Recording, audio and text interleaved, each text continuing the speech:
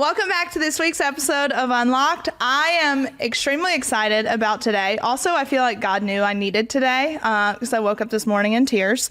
But today I have the guys from Newsboys here, and I'm so excited. Thank you. Thank you for having us. Thank you. So you are the bass player. Jeff. Adam is the bass player. Adam. Yes. See, guys, okay. This is why. That's what we're here for. And we've got Adam, who is the bass player. Thank you. Yeah, and then keys. Jeff is the keys. Okay. But Jeff does play some bass on the keys, though. So see? You got it. I kind of got it right. Yeah, half right. Yep. Okay, so give us, for the people listening, I know for me, Newsboys came about with God's Not Dead. Yeah. That's when it came to be for me. And after that, I was obsessed. Like, just that movie as a whole, it really causes people to, like, take a step back. Yeah. And it's kind of like a gut punch at times because you're like, I've been a very judgmental person at times. I've questioned people, and that movie really causes you to just be like, whoa. Yeah, that movie was very an unexpected success for us. And in fact, it's pretty funny how it all came about. We tour a ton. Yeah. So we were touring, hundreds of shows a year, and we actually had the song God's Not Dead that had already been out to radio and did well. But the movie was presented to us at the time as an opportunity to be a part of this thing. And so, we were so busy touring back then. We were like, okay, sounds great. But, up to that point, Christian movies had not really been in theaters or done well. You kind of were like, I don't know about that. Yeah, it's never been a cool thing. Yeah, so we got our scripts and kind of looked it over. And honestly, we thought we were just going to get out of the bus one morning and shoot a couple scenes on a camcorder. And like we would never see the end of it. That would be it. It would just kind of fizzle out. And so we got out of the bus the morning of a shoot, which was actually at a show. And Hollywood movie set. And we realized that we had not learned our lines like we should and panicked. And, a typical, thing, we did a day or two of shooting. And then it's like 3 or 4 months later before the film came out, we had kind of forgotten about it. We were on the road one day and got a phone call that it was like the top 2 movie in the country. People were lining up to see it all over the place. I heard from family members I had never met before after that. Isn't that normally how it works? That's normally how it works. And it really started a movement, and like people like yourself that it reached like new generations. It did. Yeah. It was an awesome experience for sure. That's how I knew you guys. But you guys have had what?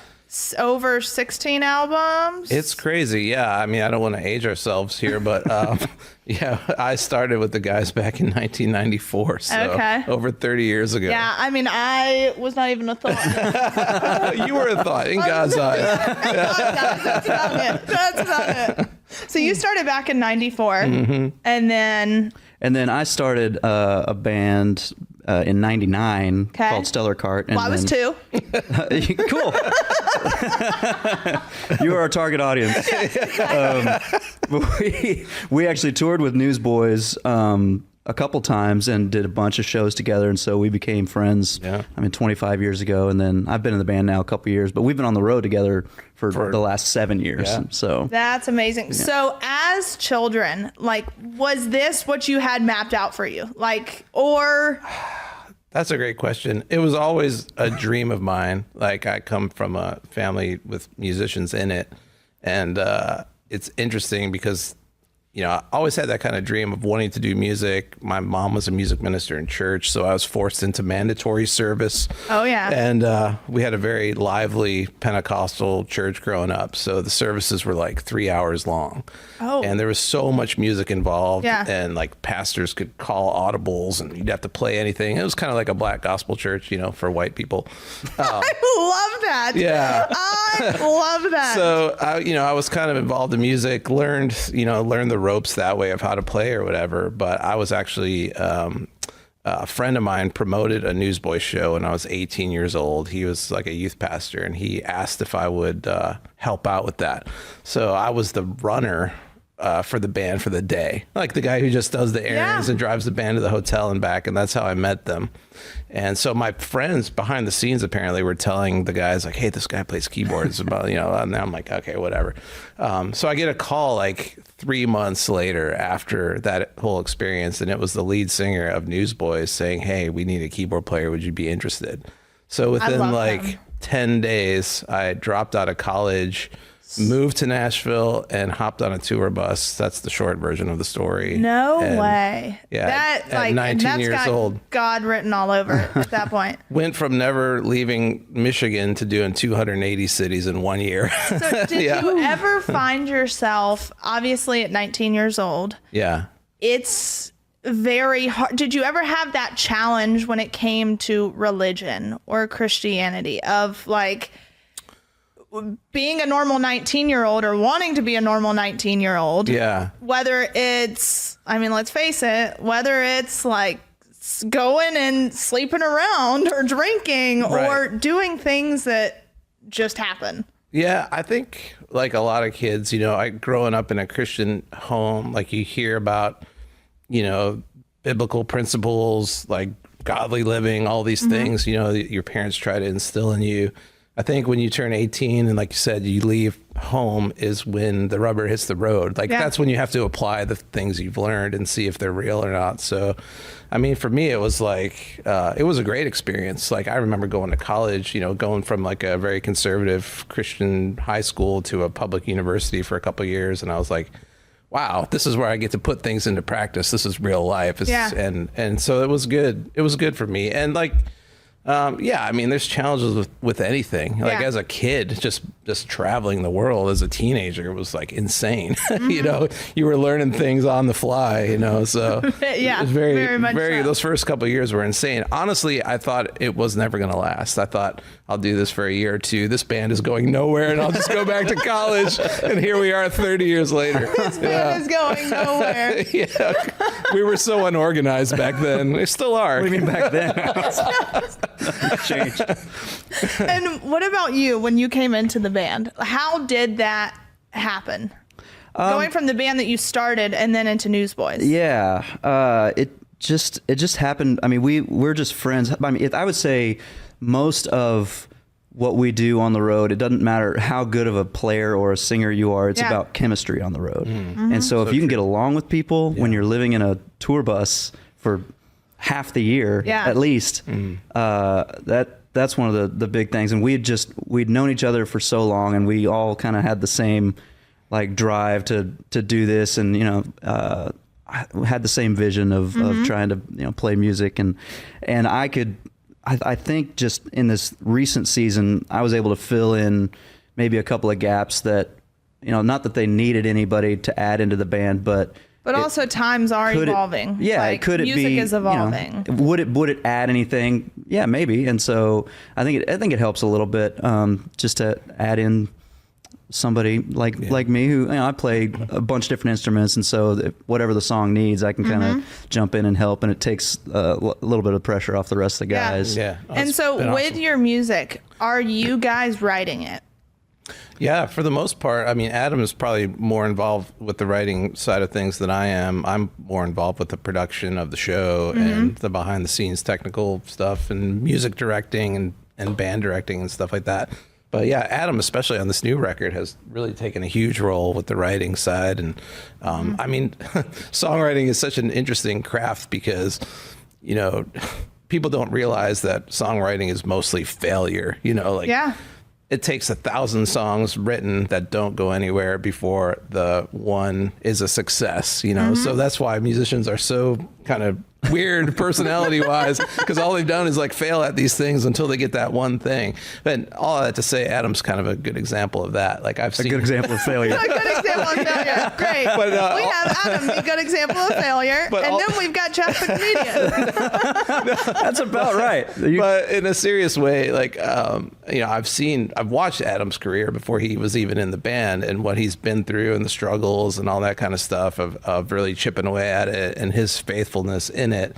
And just like last year, he wrote a #1 song for Toby Mac. Just had that, and I think for him, he can talk about it more. But like seeing that drive and that vision pay off for him was like awesome for me to watch. That's awesome. Yeah. It's been cool to be invited in to write for Newsboys, right? Like, I mean, it's a crazy thing. You can help write the Newsboys album, and so. I remember the first day we started writing for this new record, we did a writer's camp at our label, and The first day I wrote like 3 songs because I was actually in the room with great writers, and I was just like, this is amazing. And, I wouldn't have to do everything myself. And, it was, everybody's excited to write for, a band like Newsboys. Yeah. And so it was really fun. And it's been cool. Like Jeff said, getting to write a couple songs that, people finally get to hear. And, is there a song on this album that is very personal to you? Yeah, I would say the first song I wrote for this album is a song called "How Many Times," and it'll come out whenever the album releases on July 19th, I think. But it's basically a song about me joining the band. Oh wow! Yeah, it talks about how many times God has just proven that He loves me and that He's faithful, and that.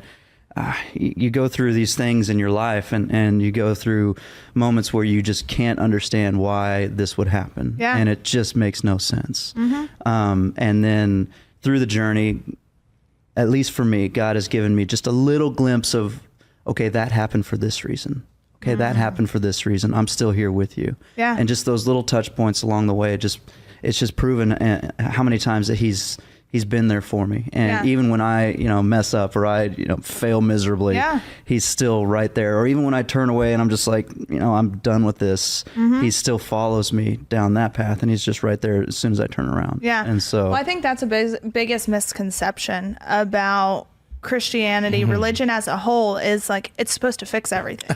Right. People look at it as this tool to just save you, and like, oh, if I turn to God, He's going to fix it. Right. But in reality, it's all of the valleys that you're in that prepare you for that big moment. Yeah. It's not a Band-Aid. It's not a fixer-upper kind of thing. It's just a journey. But what it is there's a peace and there's a hope that you don't have if you don't have that faith and if you don't have that experience.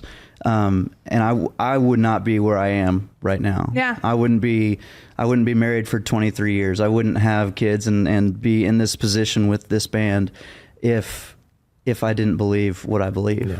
Yeah. And I definitely say after the pandemic, everyone wanted something to believe in. Like I look at what was something positive that came from it. I feel like after that, everyone was searching for something to believe in. I feel like they still are too. I feel like the world's definitely a different place. I think that the pandemic time made you think about, at least for me, like, what's my identity? Am I Jeff the musician, or am I Jeff the father, or the person, or the follower of Christ? And I think a lot of us, we find our identity in things that are pretty fickle. And I think the pandemic exposed that to a lot of people, because they're like, oh, I lost my job, or I can't go visit my friends, or I lost a family member, or whatever it was. So I think that's one great thing about the music that we play, is that it can play a role in people's lives. Like I think and they're that's healing. I think that's why we've been able to do it for so long. Because I think if we were just at it for our own purposes, that kind of wears out over time. But I feel like all of us in the band feel like there's something greater going on, and we can be a part of that. Whatever God has for the world, hey, that's a great thing. Yeah. And during the pandemic, because you guys at that point, no one was touring. Oh man, no, we had it the worst. Probably. We were in Ohio, and we had. We've been watching everything, all the news, and government shutdowns, and it's coming. We're in Ohio. We are set up for a show, ready to go in this theater, and we're waiting on the governor's announcement at 2 p.m. And sure enough, 2 p.m. we're all watching the TV, and he shuts it down. Everything's shut down, and so we just tear down our stuff, and we're like, well, we'll drive to our next show, which is in Pennsylvania. Surely they'll let us do a show. No, shut down. And so we just came home, and then we were home for like a year, like a little over a year. I remember driving home from that last time we tried to play, sitting in the back of the bus, and I was thinking to myself, this might be the last time I ever do this. Who knows what's going to happen? Back then, everyone thought we were all going to die. Yeah, literally. So and I'm sitting in the back of the bus, bouncing down the road, looking at Jody, who I've played in a band with for 30 years, thinking, wow, this is crazy. The world's never seen anything like this. And we were the first people to shut down, and like the last people to kind of get our jobs back. So after after touring for 28 years, we were home every single day for a year, and that's why we had our fourth child. Probably. You know, all the pandemic kids. Yeah, totally. Yeah, that's, you look at it too, because I have so many friends who are in the music industry here, and I feel like there was zero support for artists when it came to, like you said, the whole identity crisis. Yeah. And because a lot of these artists, that's all they've ever known. Like, that's where you find your identity. That's where you find your validation and love and all these different things. And then when it stops, and too, financially, everyone took a hit. Yeah. Identity is a huge thing. I mean, and I've been trying to navigate that with my daughter. She's 17. Okay. And so identity in high school, and she had to go through the pandemic online school and just in middle school, like it's awful, right? It's awful. Like it's miserable. And so having to find her identity, not in her friends, not in how popular she is, not in how much she has or doesn't have. We live in a pretty nice place where there, you can see really nice cars driving around, and every kid in her school has a nice house and has stuff. And it's like, that's not where you find your identity. You find your identity in what God thinks about you, and he loves you more than anything. Yeah. And so I think refocusing into that really takes the pressure off of a lot of other things. Yeah. Well, life has a way of humbling you, for sure. Like, that's what I say about the past 2 years of my life is, like, God has a way of humbling you, but it's not always a bad thing, because now it's finding purpose in the pain is what a lot of people struggle to do. But I feel like you have to seek it out. Like, you have to seek out the purpose. Correct. Yeah. And I know for me, like, if it wasn't for both my parents being in prison, I wouldn't care about what was happening. Like, let's face it, you don't, until you're slapped in the face with it, you just don't know any better. Yeah. And then you look at it and it's like, all right, God, why me? Why me? And I'll never forget, even as a kid, I was 15 years old. I had gone through so much trauma and all kinds of stuff. And I tried committing suicide. And I came home from the hospital that next morning, and there was a daily devotional and my dad's email, and it was from Joel Osteen, and it was Romans 8:28 that basically says, every hardship and adversity you go through, I'll turn around and use it to your advantage. Yeah. And it was like in the snap of a finger that I went from why me to why not me. Yeah. Like, what makes me better than anyone else to have to deal with this? And so let's figure out what the purpose is. And when you start looking at life that way, I feel like so many people are afraid to look at life that way, because you don't know what you would be without the things that had happened to you or the things that you had gone through. Yeah. No, it's an amazing story. And I think that, that's, what we were talking about earlier. God doesn't promise you that everything's going to be perfect if you follow him. But we do know, not how the story ends, but we know where we're going. We know where that purpose is. And I think a lot of us are in denial of facing things like you have head on and asking those questions. And obviously your life will never be the same, but in a positive way. And what you're doing now is incredible. So that's fantastic. But there's hardships in life. I mean, we all go through them. We're all trying to raise kids. I have 4 daughters, trying to teach them. 4 like girls. You look at the world, it just seems like sometimes it's just this beast that just wants to swallow everyone up. And so when you look at the world through a spiritual perspective and you actually believe that there is good and evil, like, it's very helpful as a parent to raise your kids in that way, instead of just like denying, like we were talking about, that those things even exist. Yeah. Close your eyes and picture the perfect vacation. Blue skies, chill vibes, cool cuisine, and the freedom to do your own thing. Hyatt Vivid Grand Island in Cancun is waiting for you. Experience Mexico's all-new, all-inclusive, adults-only resort and live your vacation goals. Try a hands-on macrame making class, make friends at our boho chic private beach club, or take in the 360-degree views from the longest rooftop pool in Cancun. Do as much or as little as you like. It's your vacation after all. If the vacay vibes are calling your name, check out HyattVividResorts.com. You'll find awesome grand opening rates and a free speedboat excursion for 2. Yep, there's a speedboat. Go to HyattVividResorts.com and book your stay today. That's HyattVividResorts.com. I think right now, obviously, with it being an election year, don't worry, I'm not going to ask you. Here we go. Don't worry. Here we go. But with it being an election year, you're seeing a lot come up to do with faith and faith-based organizations and all these different things. And you see a lot of people saying that Christianity is just a tool to hurt and judge. And whether it's within the, LGBTQ community and all these different things. And I, again, can't believe everything you read, but there was one of you guys had made a comment about it that said, we're not as divided as we like to believe. And that it's not, basically your viewpoint on people that think, okay, it's, your music or being a Christian band, you're judgmental or you're not accepting. How do you respond to claims like that? I think, as Christians, we're commanded to love above everything else. That's that was God's, or the new commandment that was given. And I think, the best way I've heard it described is like, you're always going to have very extreme people on both sides of the spectrum. Yeah. Who are the loudest. Yep. And as you get more towards the middle, you find that most of us are actually a lot alike and share a lot more things in common than what we know of. I think a lot of the problem is that we've stopped talking to each other.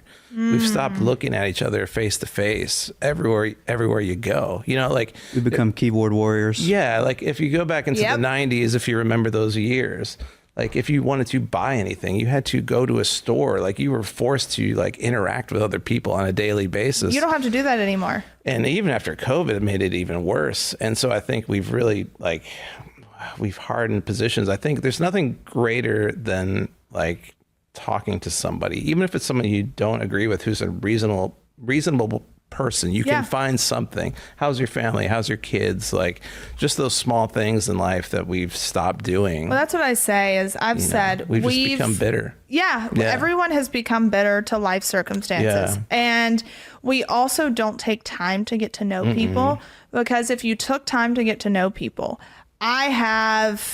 granted, if people follow me on social media, clearly you know which side I lean. But I have friends who are on the complete opposite spectrum. I do too. And they're like my best friends. Yeah. But we sit and talk and it's like, hey, I understand why you believe what you believe. Yeah. Yes. Like because of things that had happened to you or maybe just who you are as a person. Like I understand it and I love you. Yeah. And that's the thing is we don't take time to get to know people. And I even say now, just obviously with everything I'm doing in our prison system, and I've partnered with pray.com to bring their technology into state prisons. So we're in the process of doing that. And I say that like those men and women, people just forget about. Yeah. Like they're just a number. And we need more people to go into these places to invest and to show that like, hey, this may be part of your story, but it's not who you are. Yeah. And people forget like that's who Jesus was. It's interesting. I learned a lot from my dad. Since you mentioned the prison thing, he had a prison ministry and had many people from his church that he would go visit every week and follow him around to all the different prisons they went to. He had one that was convicted of murder, and whole family had like disavowed this guy. And my dad went to visit him even after all his own relatives had died. He was like the last person my dad ever talked to before he died. And my dad just had a heart for this guy and just like never gave up on him. And I think that, did my dad have, anything in common? Did he agree with what this guy did? No, but he was trying to show this guy that, Christ died for him, like the least of these, like wanted him to be redeemed. And I think, getting back to what you said, I think that what we see now in our culture is like people, they can't differentiate between disagreement of an opinion, of a viewpoint, and hate. They feel like as soon as you disagree with their view, that they are being hated by you. Yeah. But that's not what the Bible taught. The Bible teaches us to love firstly, and then you can have disagreements. It doesn't mean that you hate that person. Yeah. It's even something you have to teach your children.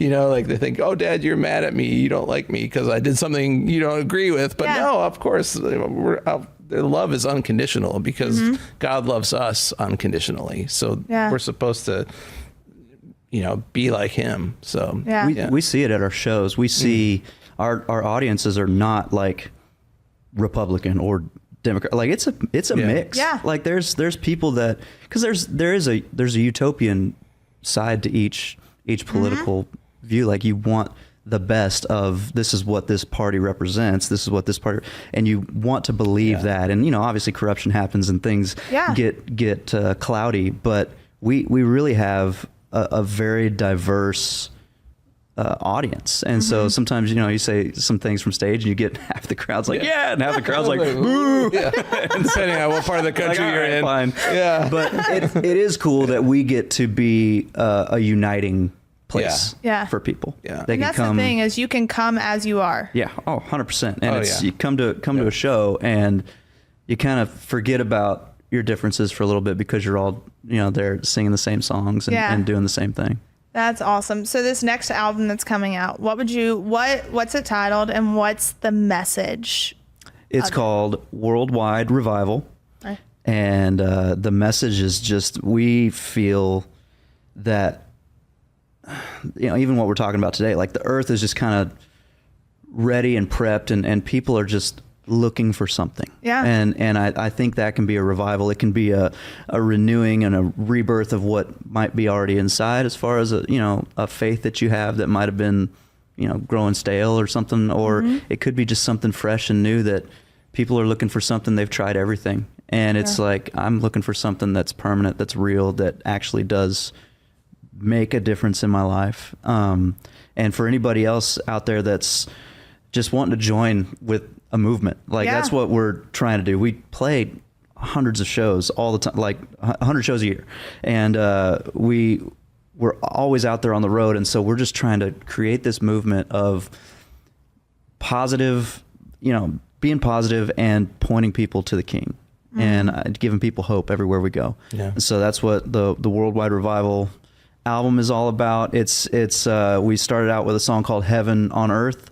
It was our first song that we launched from it, because it kind of sums up that duality of like, okay, we've got heaven and it seems far away, but we can experience that here on earth. And so the songs, it even talks about the moment in the Bible where it says the Spirit came to earth, and we can begin our lives, our eternal life here on earth before, we move on to the next phase in life. That's what I say. I say there's a story of when I went and visited my dad for the first time. And obviously you don't know what to expect. You're like, okay, you hear all these horror stories. Yeah. And I will never forget, sitting in that visitation room in a prison, I was like, I've never felt the presence of Jesus more.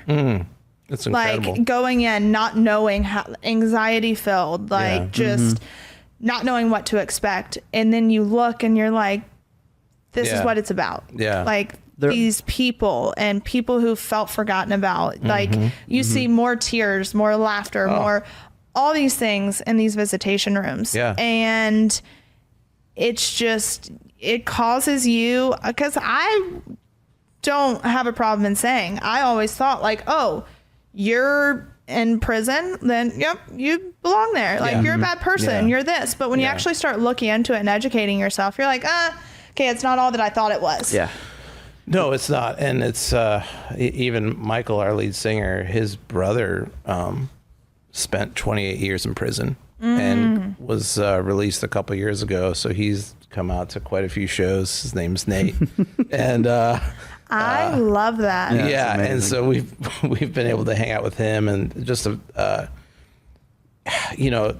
a deep person now after living what he's been through. Made a lot of horrible decisions and a lot of bad mistakes, but like you said earlier, there, if you go back, there are reasons for that, and now to see him out and like coming out on the bus and hanging out with us and telling us about what he's been through. Like I have, like you said, a lot of compassion for people. That's what Christ had for people too. He was always sniffing around with the least of these, and he would probably be, ridiculed by Christians now if he behaved like he did then here now on earth. No question about it. So it's always something good to keep in the back of your mind. Like, how would Jesus treat these people? He would love them. He would want to forgive them. He would want them to find grace and mercy and forgiveness. So, and I think too, it's when it comes to Christianity, faith-based programming, anything of that nature. It was when I started working with pray.com, obviously they're all about the numbers too of it. And I met the founder and he sends me all these studies, and they did a study at an Ivy League school, and 66% of the people who participated in this study had an overall increase in their mental health. Wow. Like a decrease in anxiety, depression, and just better overall mental health. And you look at it and you're like, all right, it works. Yeah. Like it works. Yeah. If you put in the time and you actively seek it out, it works. Yeah, it's super interesting when you talk about going into the visitation rooms or prison. We've done prison ministry stuff. We've played in there, and there's just a different feel to the place. And some other places where we've done some mission work. We build houses down in Tijuana in Mexico. Or we travel all over the world to some of these places, and some places where they don't have as much, or they don't have anything, and they're not as busy, or they don't have all this other stuff that the distractions. Exactly. Yeah.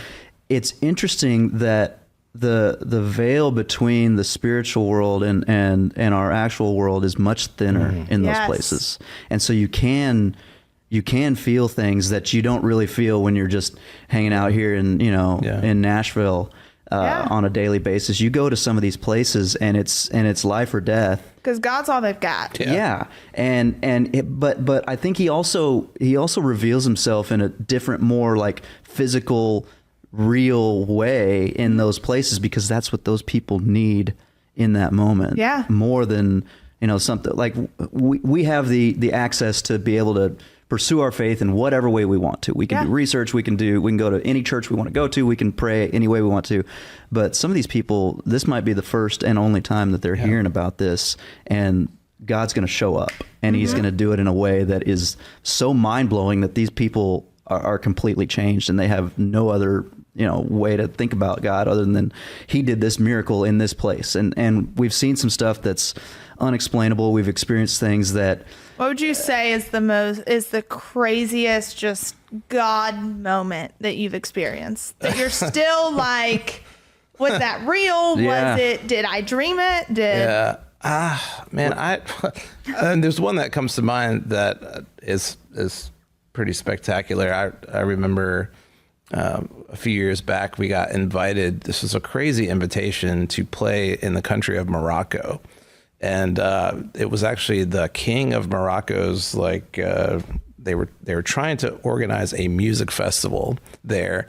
It's all a little unclear, but it was Fire Fest, whatever that was. Yeah. So they were doing this music festival where they wanted to have like Muslim musicians play, and they wanted to bring in some Christian musicians to play. And it was kind of like a peace sort of thing to, a cultural whatever. So we got the invitation and we were like, you want to do this? And we thought about it for about 2 seconds. We're like, yeah, let's go. This will be unlike anything we've ever done before. Let's check it out. So, we meet their delegation and they have these dinners for us. And then, they have this festival, and some of the other artists there, didn't even speak English. We were like the guests from the Western country or whatever. And so we were playing our show literally in the desert of Marrakesh on a stage. And it was almost a completely Muslim crowd, super polite. They were like kind of taking it all in, watching this Christian band play. But there was like soldiers with machine guns lined up across the front of the stage, kind of monitoring the crowd or whatever. And we have this song called I Am Free. And it talks about just, freedom you find in Christ, like we were talking about. And as we played that song, like the soldiers started dancing and like have their AK-47s and we're like all get into it. And you could tell, like, I don't know exactly how to explain it, but like something spiritual happened there. You know, when you the Lord showed up with those people, they saw something they had not seen before, in almost like an Old Testament style way or whatever, and it was awesome. We've seen that, and we've seen it happen over and over again. But I think, and you see Christianity growing in countries, not America, but in countries like Latin America and in other places, it's growing way faster than anywhere else. India, all these places, because again, when you're in a place, where you're searching and you're crying out and you just don't have all life's modern conveniences. You depend on God, pandemic, and he shows up. I feel like people there was an increase in Christianity during that time and even after, because people wanted something to believe in. And people who have a relationship with Christ know that, like, when I have nothing, I have that. And so, Adam, what would you say? A story, like something that sticks out to you? Oh man. There's a lot, but I think one of the craziest things, and I'll go back to what we've done, Newsboys for the last, I guess, for 25 years, have been partnering with Baja Christian Ministries down in Mexico, building houses for people who are living under tarps and in tents and stuff. And multiple times we've taken teams down there, and half the trip is we go and we build a couple of little 16 by 20 houses for families. And we'd take, a couple years we took over 100 people down there, and we'd build 4 or 5 houses for people. But that's only half of it. And then the other half is we would go and we would just knock on doors and speak terrible Spanish to these people and just invite them out to a little gathering. And so we'd set up this little tent in the middle of their little community, and we'd just invite everybody out, and we'd give them, give the kids like watermelon and give the adults a Bible and a little devotional book in Spanish. And we'd pray for them, and we'd talk to them, and we would see, like, you would see people, like, one time there was a guy who was demon possessed, and he was just kind of like, he was crouched over and like contorted and just screaming and whatever. And he was on the outskirts of our meeting.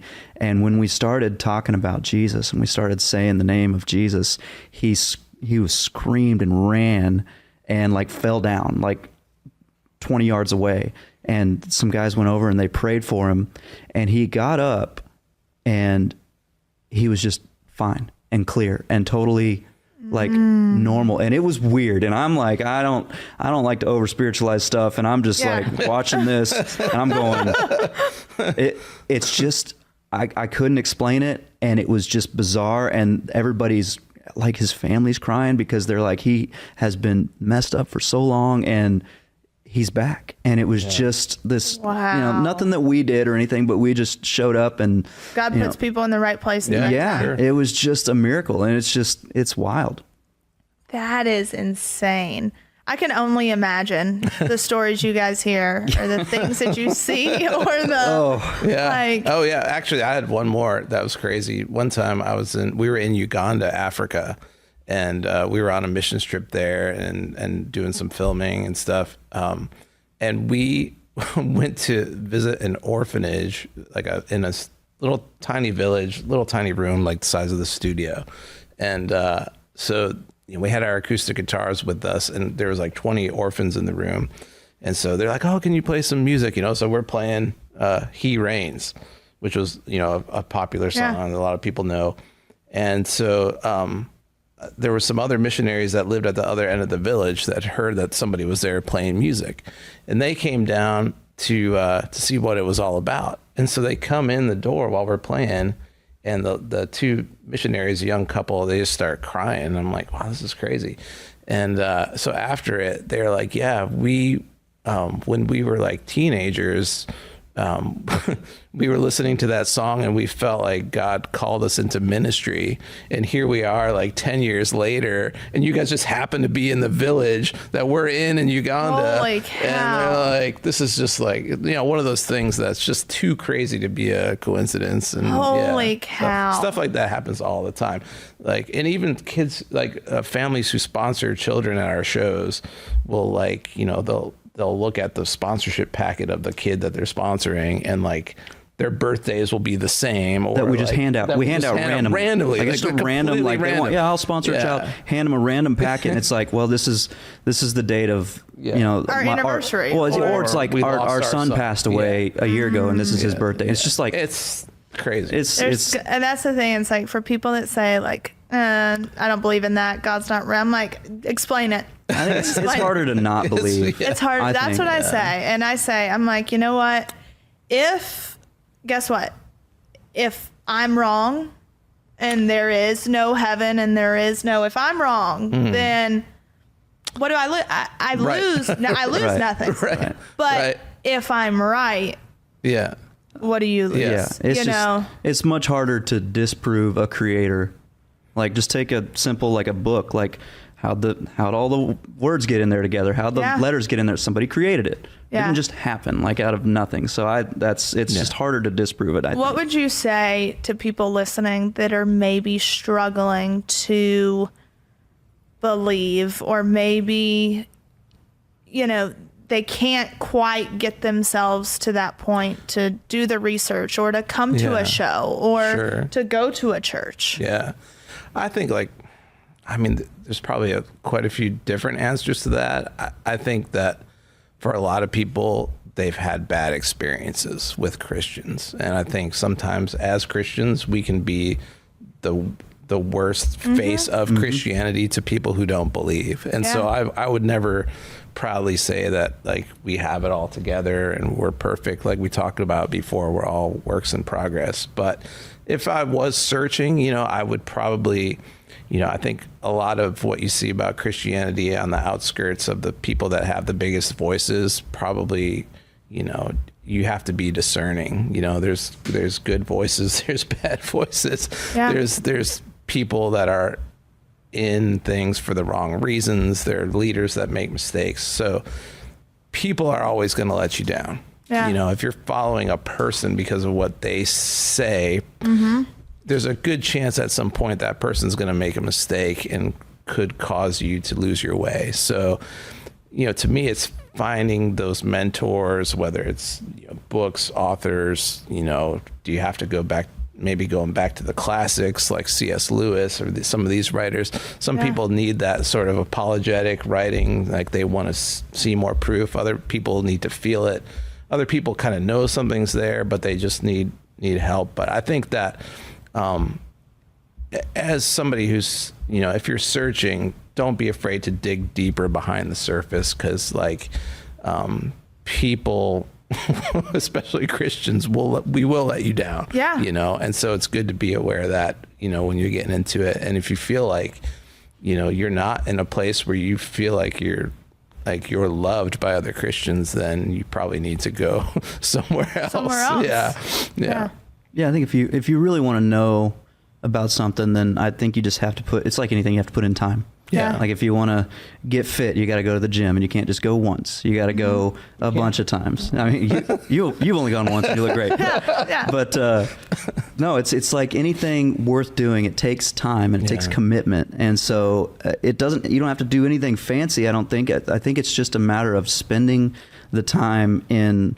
It could be meditation, prayer, whatever you need to do in order to earnestly seek after answers. Yeah. And I fully believe that even if you're just sitting in your bedroom and you're like, you know what, I'm going to take the next 10 minutes and I'm just going to be quiet. I'm just going to listen, and I'm just going to just be like, God, just prompt me, say something. Yeah. And I think he'll show up, and he will. Sometimes it takes, one time, or sometimes it takes a long time and multiple goes at it. It just depends on the situation, but I think individually, if you earnestly try and pray and try and seek what God, just ask him to talk to you, ask him to say something to you. Yeah. I think he will. And I think too, for people that are listening, it's so hard when you, like you said, sometimes Christians can really do you in. Oh, yeah. Like, can really do you in. Yeah. Even right now, there's a few women that I'm speaking to that were part of this huge, in Dublin, California, there was a prison out there, and the guards, warden, and chaplain sexually abused them. And you look at that, and a chaplain did that. So now these women are also, they don't want to touch God. Yeah. They don't want to touch him. Yeah. And I get that. Yep. And it's so hard to try to, I totally get it. Yeah. But at the same time, I think it's a reminder that, like, God didn't do that to you. Like this person did, and that is not a depiction of God. Correct. Yeah. Yeah. Then that's what's so hard to try to help people through but I do believe that it's like God gave us all a platform for a reason. And hopefully if someone's listening to this, they can take something from it and realize that when you've got nothing else, you've got him. Yep. 100%. Well, I thank you guys so much for coming on. The pleasure. album comes out July 19th. Yeah. July 19th. What's your touring like right now? We're getting ready to go on a big West Coast run, which will be fun. We got a bunch of shows coming up here in the next couple months, and shooting a music video, and we got all kinds of fun stuff coming up. Yeah. That is awesome. Yeah, we're always on the road, so you can check our schedule. Yeah. That's what I was about to say. Where can people find you guys? Newsboys.com's got everything you could ever hope for. Yeah. And what else? What else we got? Oh, one other thing is, you said you were a fan of God's Not Dead. I love that movie. And I think that's a good place for people to start, honestly. Absolutely. If you are questioning. Yeah. If you maybe are like, this isn't real, I don't believe it, I need answers. Yeah. I'm telling you, I've met people who have seen that movie, and just like that, That's awesome. they're like, y'all saw, people were walking out of theaters in tears. Yeah. Because it causes you to think. And if you want more God's Not Dead, it's kind of like the Fast and Furious franchise. There are several of them. Yeah. And we actually just filmed another one, and so it's called God's Not Dead, In God We Trust. So is that like It comes out in September. number?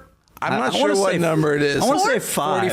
45 or no, wait, 4 or 5. I want to say 5. I don't really know, but I Okay. think it's 5. And so we got a couple of songs in that movie. We actually make an appearance in that movie. Some incredible acting. You can see we did Jeff's in that. acting skills. Oh, I cannot incredible. wait. Oh, yeah. Brilliant. So that comes out in September. I think Yes. it comes out in September. Yeah. And what can you tell us about that movie? Oh. The storyline of it. Well, it's funny. They actually sent me the script last year, and they're like, "Hey, you want to try and write a song or something for the movie?" And so I was like, "Yeah." And a buddy of ours flew in from LA to write with us, and we were trying to figure out what to write. And he was like, "Oh, I got this idea. It's called In God We Trust." And I showed him my phone, and I had the same exact In God We Trust, like this is what. After reading the script, I feel like we should do this. Yeah. And then turns out they actually called the movie In God We Trust, which is crazy. Wow. And so it's basically about this pastor who reluctantly runs for Congress. office, Yeah. Congress. And Jeff's actually seen the movie. I haven't seen it yet. but it's about his journey through all the navigating through all the process, and like reluctantly, deciding whether or not he wants to do it, feeling a call on his life, and having to debate his enemy, the senator at the end. So yeah, it's cool. standing up for what he believes in the political realm. Yeah. See,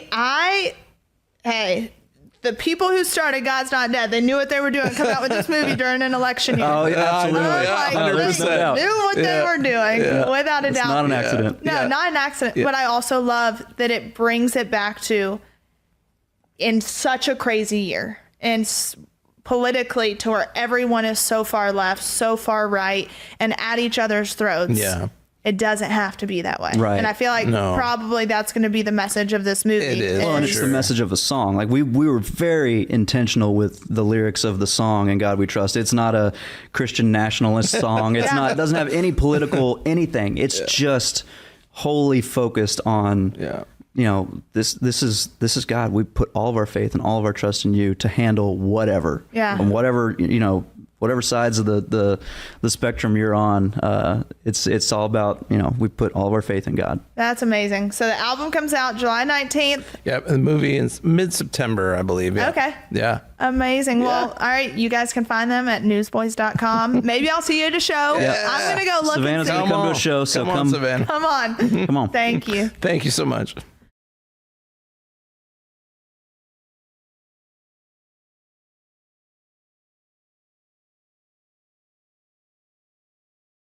Welcome back to this week's episode of Unlocked. What a crazy day it has been. I've already filmed one podcast, and that was with former Clayton County Sheriff Victor Hill. And his story is just absolutely insane, and I cannot wait until you guys hear that next week. We wanted to give it some time, let the election pass, and then do Victor Hill's episode next week. That episode is going to ruffle a lot of feathers because we have the same federal judge on our cases. So the only point in doing that podcast is really to bring awareness to something that a lot of people don't bring awareness to, and that is really just how corrupt our judicial system can be and how people will prosecute their enemies while helping their friends. And it's a really sad situation. So I can't wait for you to hear all the ins and outs of that episode. But with that being said, what is today? Today is October 31st. It is Halloween. Halloween, y'all. God bless it. I am not a fan of Halloween, and I would love to know how many people agree with me. I personally think it's the devil's holiday. It just does not make me feel good. I mean, with Christmas, I feel so good. Like, it's happy vibes and colorful, and Halloween is just, not my thing. But I'm actually, all right, this is going to cause some controversy. This is a controversial topic. When do you decorate for Christmas? Corey, when do you decorate for Christmas? As soon as Halloween's over. Okay, good. I decorate for Christmas. I'm having someone come and decorate for me November 9th. That I will have all my Christmas stuff up that day. And I am so excited. It makes me feel so good. It's going to be the best. And well, I'm going to tell y'all a secret too, because Chloe's birthday is coming up on November 10th. So that is next weekend. And she has been begging me to go to New York. She's like, I want to go to New York. I've never been. And as I've stated before, birthdays and holidays are just freaking hard. We obviously want mom and dad home. And this is another year of just missed birthdays and holidays. So I want to do everything in my power to make it special for her. So we're surprising Chloe with a trip to New York. And I'm so excited. It's going to be a blast. But also pray for me, please. Pray for me. I'm not telling Chloe until the morning we leave where we're going. I'm going to pack her bags and we're going to go to the airport, and she will see when we get there where we're going. Obviously, I think she has an idea it's going to be New York when we get to the airport, but it's okay. And not only is it me and Chloe going for her birthday, but it is me, Chloe, Grayson, Robert, his 3 boys, and then my friends Pamela and Michaela. So there's going to be 10 of us, but we're going to have 2 12-year-olds, an 11-year-old, a 5-year-old, and then the rest of the individuals. So 5 kids in New York. God help us. But we are so excited because none of the kids have gone to New York. So it's going to be a really fun thing. And the Music City Christmas special starts that weekend. So we're going to do that. And I am so excited. But then after that, we have Thanksgiving. And y'all, Lord help us, I have volunteered to cook Wednesday night for everyone. And then Robert's family does this huge thing on Thanksgiving Day to where everyone brings food. It's awesome. But for me and my family, I'm not used to a lot of people at Thanksgiving. Like, we just kept it very small. It was just our immediate family. And Robert's family, it is literally everyone, like all cousins, kids. I'm so excited, honestly, because I just love that big family and everyone's laughing, getting along, cutting up. Kids are running around, but also there's going to be 50 people, 50. And I have said that I will cook Wednesday night for everyone. So if you have any advice on how to cook for 50 people, I would greatly appreciate it. Direct message me on Instagram. Give me all the insights. I was thinking of doing pasta that night. And so we would have like a huge salad, bread, and then I was going to do a spicy vodka pasta, a cream sauce pasta with chicken, a spaghetti and meatballs, and a lasagna. So 4 different pastas. I feel like that's a good idea. And I can like cook it all and not be like slaving in the kitchen for all day while everyone else is enjoying their time. So please help me. Any advice, direct message me, comment, give me any advice possible to cook for 50 people. I will greatly appreciate it. But another reminder is when this episode airs, it's election day. Comes around the same time every 4 years. And what a historic moment in time.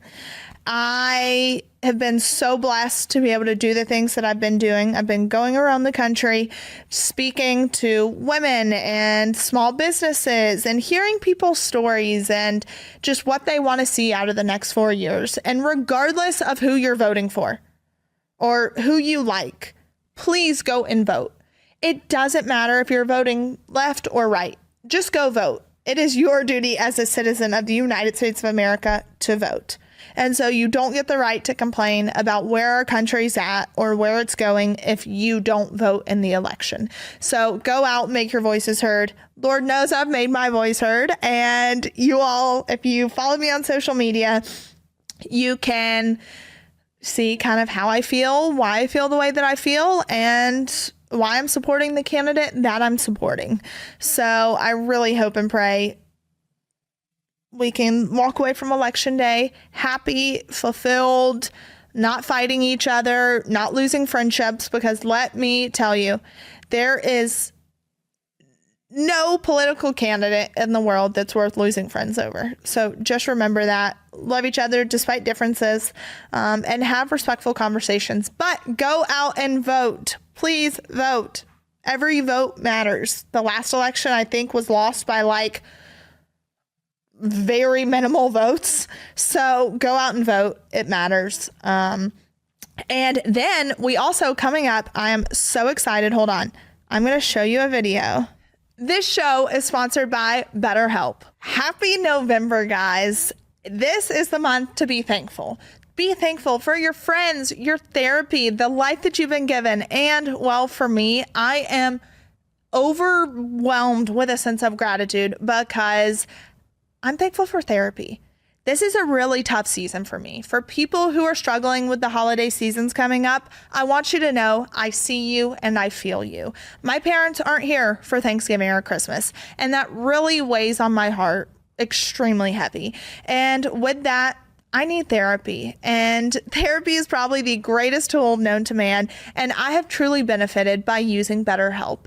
BetterHelp is absolutely amazing, all online and designed to fit your specific needs. All you have to do is go online, take a test, and they will match you with a therapist. And if the therapist doesn't work for you, that's okay, because this isn't a one-size-fits-all type deal. Sometimes you have to try a few till you meet the one that is perfect for you. And BetterHelp makes that so easy. You can switch therapist at any time for no additional cost.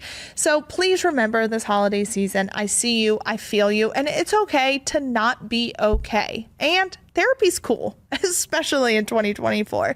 So visit betterhelp.com. That's betterhelp.com. And you know what? I'm pulling this out so I get it right, because I have a little deal for you. So let the gratitude flow with BetterHelp. You can visit betterhelp.com/Savannah today to get 10% off your first month. See, guys, I pulled it out for a reason. You get 10% off. So visit BetterHelp, that's HELP.com/Savannah for 10% off your first month. Life is a journey, one step at a time. From running errands to taking care of the family, your feet deserve to feel as good as your spirit. That's where G-Defy shoes come in. With G-Defy's patented VersoShock technology, G-Defy absorbs harmful bumps and impact, just like a gentle cushion for your soul. Plus, all G-Defy shoes come with 2 free orthotics. Comfort and support should feel like a blessing. Guys, that last line, comfort and support should feel like a blessing. You have no idea how much I believe that right now. I have been nonstop on the go in tons of airports. I think I've taken like 16 flights the past month. And let me tell you, G-Defy has saved the day. I will leave an event with my heels on and immediately throw these G-Defy shoes on, and it feels like I am walking on clouds. Whether I'm going through the airport, walking to an event, or just doing my everyday mom duties, and I feel like I'm standing up 10 to 12 hours a day. Well, if you got to stand up 10 to 12 hours a day, let's feel like we're standing on clouds. So visit gdefy.com and use the code UNLOCKED for $20 off your first pair, because walking in comfort is a grace that we all need. That's gdefy.com and use code UNLOCKED for $20 off your first pair. I had the blessing of going out to Nevada, and it was such a great experience. I want to find the video. Hold on. So, hey guys, I'm Savannah Chrisley, and I am honored to be here today with Hope for Prisoners. This graduation was, honestly, I was crying half the time, but just sitting here and watching these men and women and seeing how far they've come, and they're a true testament that you do not have to be your past, your circumstances, your mistakes, that there is room for you to move forward, and you can lay it all down and start fresh. And this just instilled in me that there's so much more that I want to do, and so much more that needs to be done within our criminal justice system, so that these men and women can continue to come out of prison and be contributing members to society. So I am so excited to get to work along Hope for Prisoners and be in DC, get things done, and make a better life for these men and women who are coming home to their families. So that was awesome. And then I actually got to go to the prison, and I got to do a podcast from there that will be airing in the next few weeks. And the women were there in the prison, and I got to hear their stories. I got to talk with John, who is the founder of Hope for Prisoners, and hear his story. I mean, these women, I literally was in tears, guys. I cannot express to you how life-changing this experience was. And I'll send you guys the photos and videos so you can like maybe put it in. Hey Savannah, I'm over here at the and then this was sent to me after I left. I think later on that, I think this was the next week, but. Hey Savannah, I'm over here at the Gene Conservation Camp, and you really blessed these ladies, and they had something they wanted to say to you. I'm telling you, it makes me so emotional. Let's see. Is this the one? Testament that you do not have to be. So just the whole experience, guys, was absolutely insane. And I cannot wait for you to hear that podcast. One of the women actually comes on and speaks about her experience and what led her to prison and how she's dealing with it. But that day, I will say, was... I went and had lunch with John. John is awesome. He picked me up from my hotel, and before we were going to the women's prison, we went and had lunch, and we were sitting there, and all I could think of was, holy cow, I'm sitting here having lunch, stuffing my face, going in to meet these women with a full stomach, happy, whatever it may be. And I could not get that thought out of my mind of, wow, I'm sitting here eating while I know a lot of these women go to bed hungry at night. Like, it was just an overwhelming feeling that came over me. And I proceeded to ask John, hey, John, do you think it would be possible to like bring in some food for these women? And he said, I've brought in a few things before. Let me get in touch with the prison, the warden, whomever it may be, and see if they will allow it. And so he called and said, hey, Savannah would really like to bring in food for these women. Not sure what it's going to be yet. Maybe pizza, something. And they said yes. And I was shocked. I was dumbfounded because this would not happen at my dad's facility and this would not happen at my mom's facility. This was a state facility, so totally different than the feds. This would not happen at a federal facility. The state obviously controls what they want to control. And I went to Raising Cane's because then I started thinking, oh gosh, okay, I don't want to bring pizza because all that is carbs. Like, I want to bring something of substance. What can I bring? There was a Raising Cane's a mile down the road. So I was like, all right, let's take Raising Cane's. At least it's protein. Like, they haven't consumed real good chicken in God only knows how long. So I went to Raising Cane's. I got 400 chicken fingers and like 100 pieces of bread, multiple things of like buckets of French fries, sauces, teas, lemonades, you name it, I brought it. And there were 65 women there and they ate every bit of it. Like every bit of it. And they were so blessed and thankful that I brought the food. But when I was sitting there talking to them, I was like, guys, this may be just food to you. And you may be so grateful because you're actually getting to eat and not go to bed hungry tonight. But to me, all I could think of was my parents and my parents going to bed hungry. And my dad telling me, I actually went to bed hungry tonight. Like, that is heartbreaking. First off, when you hear anyone say it, let alone your parents, for them to say, I went to bed hungry. In the United States of America, which is supposed to be the greatest nation on earth, we should never have someone go to bed hungry, and especially someone that we're forcing to be housed in one of our federal facilities. And to see how happy they were to be fed, I was so emotional. And then to hear their stories and to hug them. And a lot of them don't get visitors. And a lot of them don't get hugs from outside sources. And to just be able to sit there and love on them and show them that there is light on the other side meant more to me than it ever could have meant to them, honestly. And it was just such a life-changing experience and made me realize that there's still so much more I want to do, so much change that needs to occur. And I'm going to keep fighting. Like, I will never stop fighting, even when my parents come home. This episode of Unlocked is brought to you by Progressive Insurance. Most of you listening right now are probably multitasking. Yep, while you're listening to me talk, you're probably also driving, cleaning, exercising, or maybe even grocery shopping. But if you're not in some kind of moving vehicle, there's something else you can be doing right now. Getting an auto quote from Progressive Insurance. It's easy, and you could save money by doing it right from your phone. Drivers who saved by switching to Progressive save nearly $750 on average, and auto customers qualify for an average of 7 discounts. Discounts for having multiple vehicles on your policy, being a homeowner, and more. So just like your favorite podcast, Progressive will be with you 24/7, 365 days a year, so you're protected no matter what.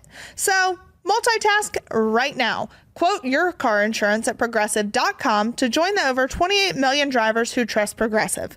Progressive Casualty Insurance Company and affiliates, national average 12-month savings of $744 by new customers surveyed who saved with Progressive between June of 2022 and May of 2023. Potential savings will vary. Discounts not available in all states and situations.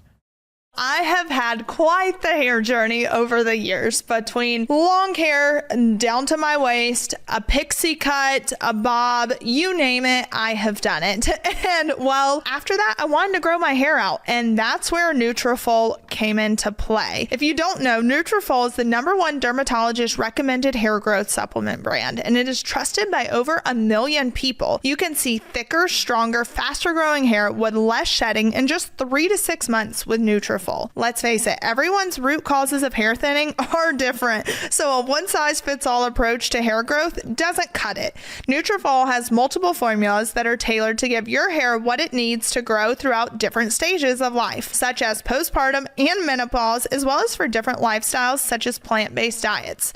Guys, Nutrafol is amazing for you mamas that are going through postpartum, or for women who just want thicker, stronger hair, or for men in your life. Let me tell you, I have got my boyfriend on Nutrafol, and I can see such a difference. Guys, don't be shy. It is physician formulated with 100% drug-free ingredients. Nutrafol supplements support healthy hair growth from within by targeting root causes of thinning, including stress, hormones, aging, nutrition, lifestyle, and metabolism as they evolve throughout life. Get results you can run your fingers through. For a limited time, Nutrafol is offering our listeners $10 off your first month subscription and free shipping when you go to Nutrafol.com and enter the promo code UNLOCKED.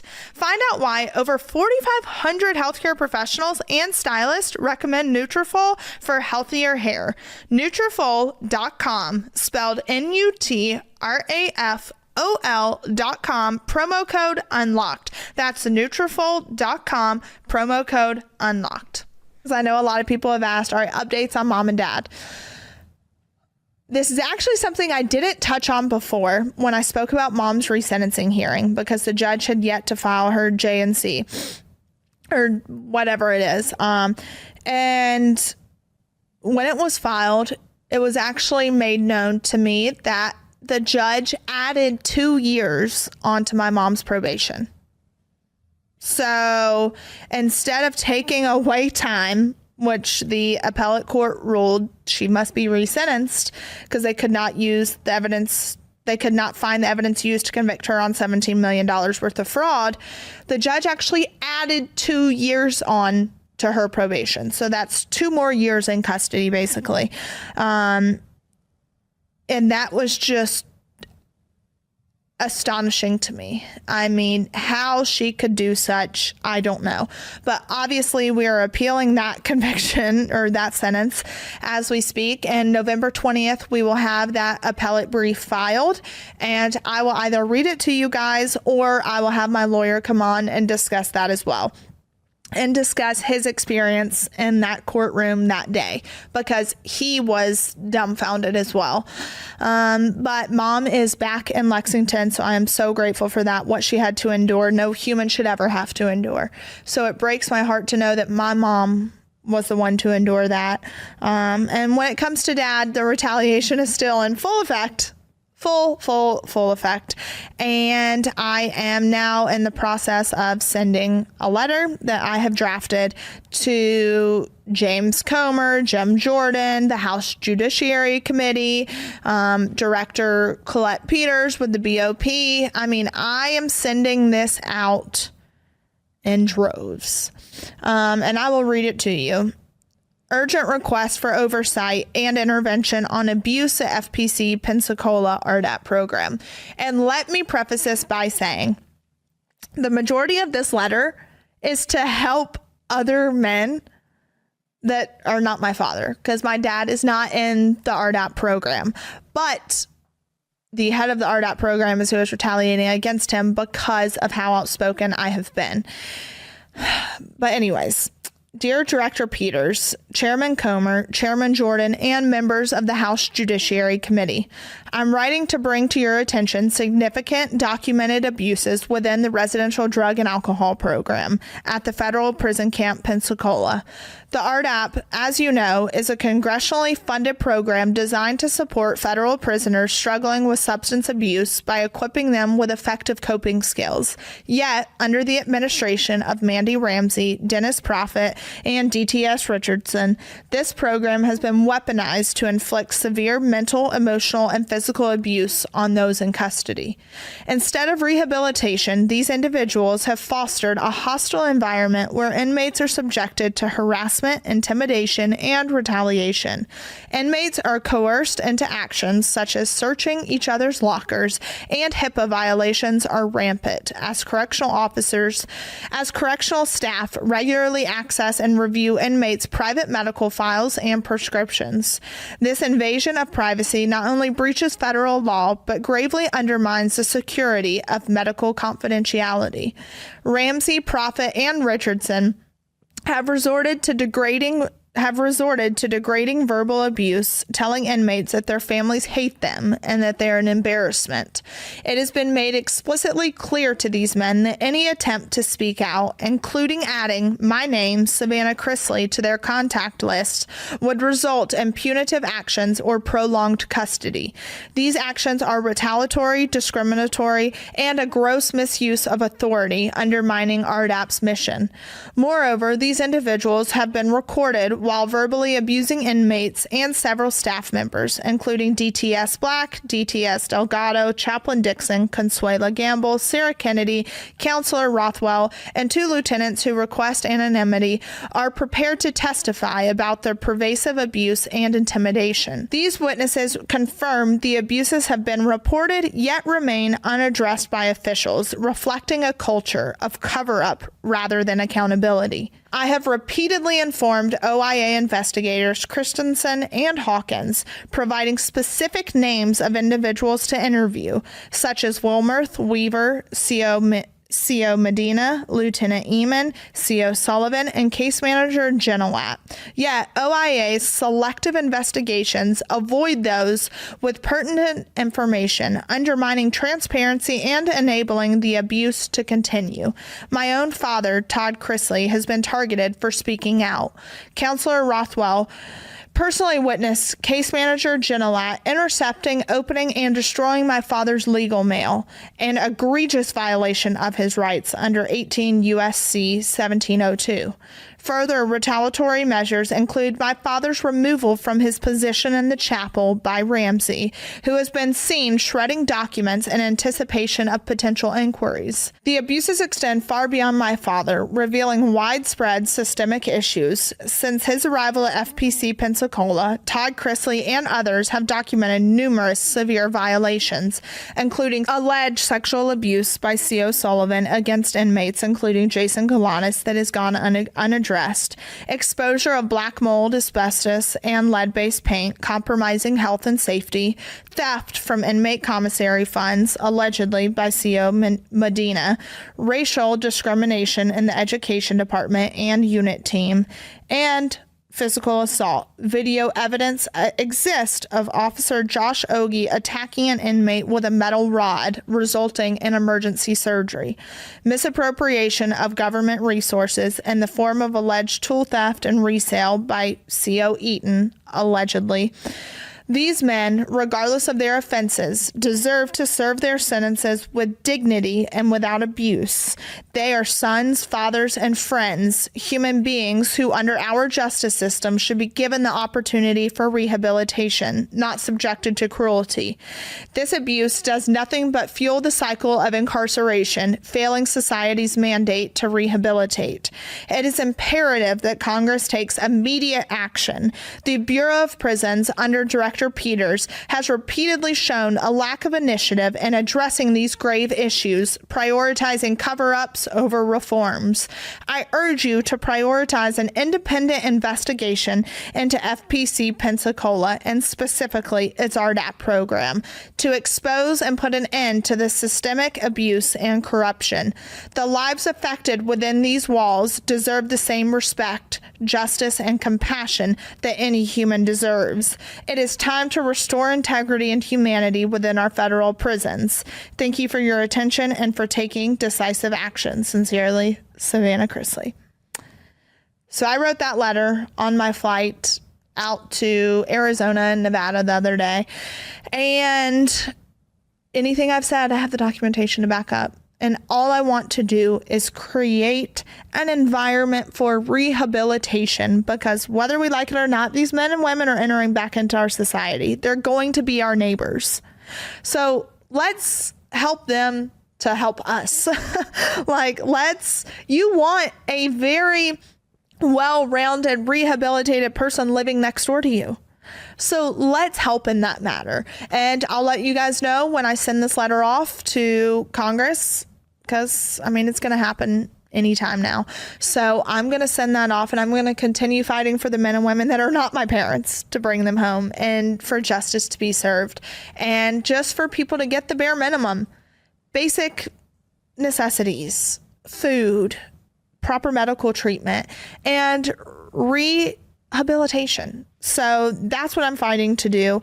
And that's where we're at. So I'm trying to think if there's any other updates. Like I said, the appellate brief will be filed November 20th. I will give you guys an update as soon as I have one on that brief, letting you know what it says, what we're going to be arguing, because we do believe that there were retaliatory actions taken because we exercised our right to a successful appeal in part, and due to the judge using ex parte information to sentence my mother when really it had nothing to do with her. So that's where we're at. Thanksgiving, please give me any insights on how to cook for 50 people. I will greatly appreciate it. This is what I need my mom. And remember, voting in the election is such a privilege. It is a privilege that we all should not take lightly. So whether you're voting blue or red, just go out and vote. Exercise your right to vote, because you don't have the right to complain about the state that our country is in if you're not voting. So go out and vote. I love you guys. God bless. And next week you will hear all about Victor Hill's story and just the rise and fall of the sheriff of Clayton County.